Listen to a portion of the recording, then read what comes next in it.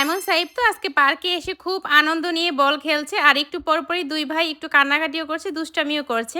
আজকে আমি সবকিছু আমার পছন্দ মতো আইটেম রান্না করেছি, তো খেতে ভীষণ ভালো লাগছিল। হ্যালো এভরিওয়ান, আসসালামু আলাইকুম।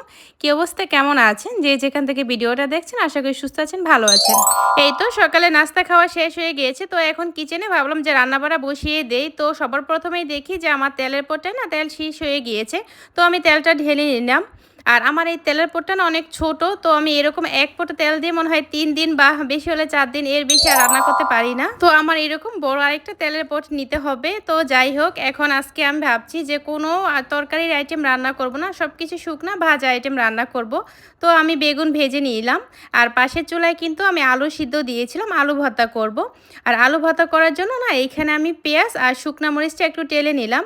আর ভাজা পেঁয়াজ মরিচ দিয়ে ভর্তাগুলো মনে হয় খেতে অনেক বেশি ভালো লাগে। আর এখানে আমি মুসুরের ডাল ভিজিয়েছিলাম, তো সকালবেলা তো ডালটা এখনো ভালো মতো ভিজেনি, আর কিছুটা সময় ভিজতে হবে।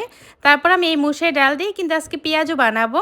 আর এদিকে যেহেতু আলুটাও সিদ্ধ হয়ে গিয়েছে, তো আমি আলুর খোসাটা ছাড়িয়ে এখন আমি ভর্তা বানিয়ে নিচ্ছি। এই যে কিছুক্ষণ আগে যে পেঁয়াজ মরিচ ভিজেছিলাম সাথে সরিষা তেল দিয়ে সুন্দর মতো একটা ভর্তা বানিয়ে নিয়েছি। আর এখন যেহেতু বাইরে প্রচন্ড গরম, আর এই গরমের মধ্যে যদি আপনি কাঁচা পেঁয়াজ মরিচ দিয়ে কিন্তু আলু ভর্তা করেন না, তাহলে কিন্তু ভর্তাটা একদম নষ্ট হয়ে যাবে।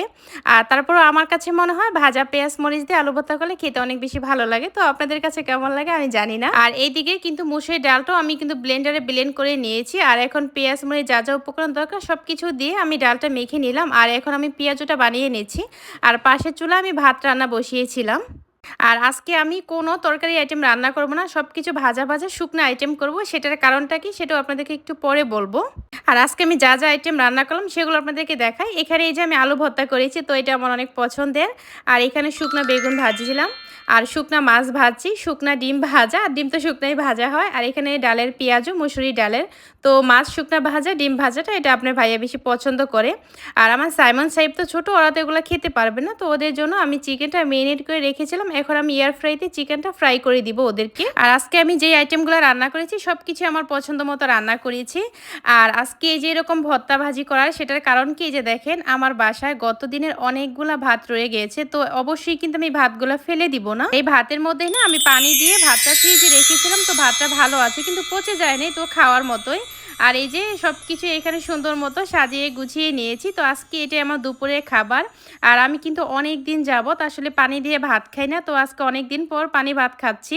তো খেতে না অনেক বেশি ভালো লাগছিল, যে না খেলে না আপনারা আসলে বুঝতে পারবেন না। আর এই যে সুন্দর করে না আমি প্লেটটা সাজিয়েছি, তো এটা আমি আমার হাজবেন্ডের জন্য সাজিয়েছি, সেও বাহির থেকে চলে আসছে, তো দুপুরে আমরা একসাথে খাবার খাবো। আর এই প্লেটটা আমার নিজের জন্য আমি নিয়েছি, তো খাওয়া দাওয়া করেছি, অনেক বেশি মজা ছিল খাবারটা। যাই হোক, খাওয়া দাওয়া শেষ করে এই তো বাচ্চাদেরকে নিয়ে বিকেলে পার্কে চলে আসলাম। আর এখন পার্কে আমরা চিপস খাচ্ছি, বাচ্চারা বল খেলাধুলা করছে। তো ভিডিওটা আজকের মতো এখানে শেষ করছি। ভালো থাকবেন, সুস্থ থাকবেন, আল্লাহ হাফেজ।